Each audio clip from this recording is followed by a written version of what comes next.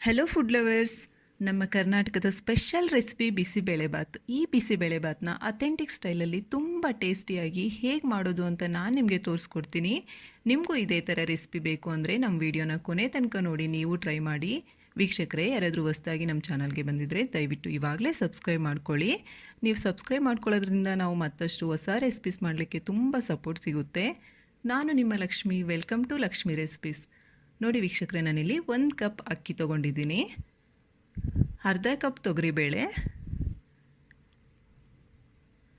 2 ಕ್ಯಾರೆಟ್ನ ಈ ರೀತಿ ಕಟ್ ಮಾಡಿ ತೊಗೊಂಡಿದ್ದೀನಿ, 4ರಿಂದ 5 ಬೀನ್ಸ್ನ ಚಿಕ್ಕದಾಗಿ ಕಟ್ ಮಾಡಿ ತೊಗೊಳ್ಳಿ, 1 ಆಲೂಗಡ್ಡೆನ ಮೇಲಿನ ಸಿಪ್ಪೆ ತೆಗೆದು ಕಟ್ ಮಾಡಿ ತೊಗೊಳ್ಳಿ, 1 ಟೊಮೊಟೊನ ಈ ರೀತಿ ಕಟ್ ಮಾಡಿ ತೊಗೊಳ್ಳಿ, 1 ಅರ್ಧ ಸೈಜ್ ನಿಂಬೆಹಣ್ಣಿನಷ್ಟು ಹುಣಸೆಹಣ್ಣನ್ನ ನೆನೆಸಿ ನಿಂಬೆಹಣ್ಣಿನ ರಸ ತೊಗೊಳ್ಳಿ, 1 ಈರುಳ್ಳಿ ಈ ರೀತಿ ಕಟ್ ಮಾಡಿ ತೊಗೊಳ್ಳಿ, 3ರಿಂದ 4 ಒಣಮೆಣಸಿನ್ಕಾಯಿ, 2 tablespoon bisibelebath powder, 1 tablespoon ಖಾರದ ಪುಡಿ, ಅರ್ಧ ಟೇಬಲ್ ಸ್ಪೂನ್ ಅರಿಶಿನ ಪುಡಿ, ರುಚಿಗೆ ತಕ್ಕಷ್ಟು ಉಪ್ಪು,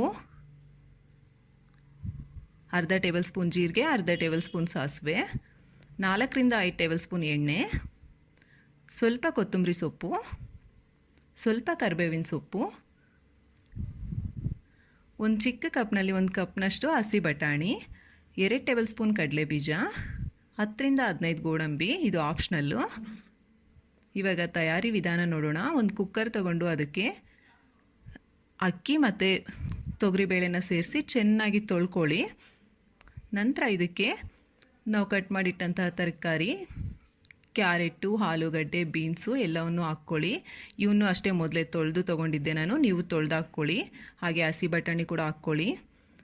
ನಂತರ ಇದಕ್ಕೆ ಅರ್ಧ ಟೇಬಲ್ ಸ್ಪೂನಷ್ಟು ಅರಿಶಿನ ಪುಡಿ, ಅರ್ಧ ಟೇಬಲ್ ಸ್ಪೂನ್ ಉಪ್ಪು, 1 ಟೇಬಲ್ ಸ್ಪೂನಷ್ಟು ಎಣ್ಣೆ ಹಾಕ್ಕೊಳ್ಳಿ. ಇವೆಲ್ಲ ಹಾಕ್ಕೊಳ್ಳೋದ್ರಿಂದ ಚೆನ್ನಾಗಿ ಬೇಯುತ್ತೆ ತರಕಾರಿ ಮತ್ತು ಅಕ್ಕಿ.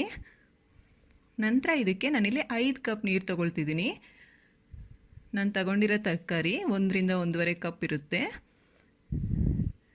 ಇಷ್ಟೆಲ್ಲ ಹಾಕಿ ಒಂದ್ಸಲ ಚೆನ್ನಾಗಿ ಕಲಸಿ ಕುಕ್ಕರ್ನ ಕ್ಲೋಸ್ ಮಾಡಿ ಒಲೆ ಮೇಲಿಟ್ಟು 3ರಿಂದ 4 ವಿಜಲ್ ಕೂಗಿಸ್ಕೊಳ್ಳಿ. ನೋಡಿ, ಗಾಳಿ ಪೂರ್ತಿ ಅದೇ ಹೋಗಿದೆ. ಹೋಗಾದ್ಮೇಲೆ ಒಂದು ಸಲ ಚೆಕ್ ಮಾಡ್ಕೊಳ್ಳಿ. ನೋಡಿ ಎಷ್ಟು ಚೆನ್ನಾಗಿ ಬೆಂದಿದೆ ಅಲ್ವಾ. ಈ ರೀತಿ ಒಂದು ಸಲ ಕಲಿಸ್ಕೊಂಡು ಇದನ್ನು ಪಕ್ಕಕ್ಕೆ ಇಟ್ಕೊಂಬಿಡಿ. ಇವಾಗ ಸ್ಟವ್ ಆನ್ ಮಾಡಿ ಬಾಣಲಿ ಇಟ್ಕೊಂಡು ಇದಕ್ಕೆ ಎಣ್ಣೆ ಹಾಕ್ಕೊಂಡು ಎಣ್ಣೆ ಒಂದು ಸ್ವಲ್ಪ ಕಾಯ್ಲಿಕ್ಕೆ ಬಿಡಿ. ಎಣ್ಣೆ ಕಾದ್ಮೇಲೆ ಇದಕ್ಕೆ ಗೋಡಂಬಿ ಮತ್ತು ಕಡಲೆ ಬೀಜ ಹಾಕ್ಕೊಳ್ಳಿ. ನಾನು ಕಡಲೆ ಬೀಜನ ಸ್ವಲ್ಪ ತೊಗೊಂಡಿದ್ದೀನಿ, ಗೋಡಂಬಿ ಜಾಸ್ತಿ ತೊಗೊಂಡಿದ್ದೀನಲ್ಲ ಅದಕ್ಕೆ, ಮತ್ತು 2 ಜಾಸ್ತಿ ಆಗುತ್ತೆ ಅಂತ. ನೀವು ಬೇಕಾದರೆ ನಿಮ್ಮ ಅನುಕೂಲಕ್ಕೆ ತೊಗೊಳ್ಳಿ. ನೋಡಿ, ಈ ರೀತಿ ಕಲಿಸ್ಕೊಳ್ತಾ ಈ ರೀತಿ ಫ್ರೈ ಮಾಡಿ ಪಕ್ಕಕ್ಕೆ ಇಟ್ಕೊಂಬಿಡಿ. ಇದನ್ನು ಅದೇ ಎಣ್ಣೆಗೆ ಇವಾಗ ಸಾಸಿವೆ, ಜೀರಿಗೆ, ಕರಿಬೇವಿನ ಸೊಪ್ಪು ಹಾಕಿ ಇವೆಲ್ಲವನ್ನು ಕಲಿಸ್ಕೊಳ್ತಾ ಒಂದು ಸ್ವಲ್ಪ ಚಿಟಪಟ ಅನ್ನಿಸ್ಕೊಳ್ಳಿ.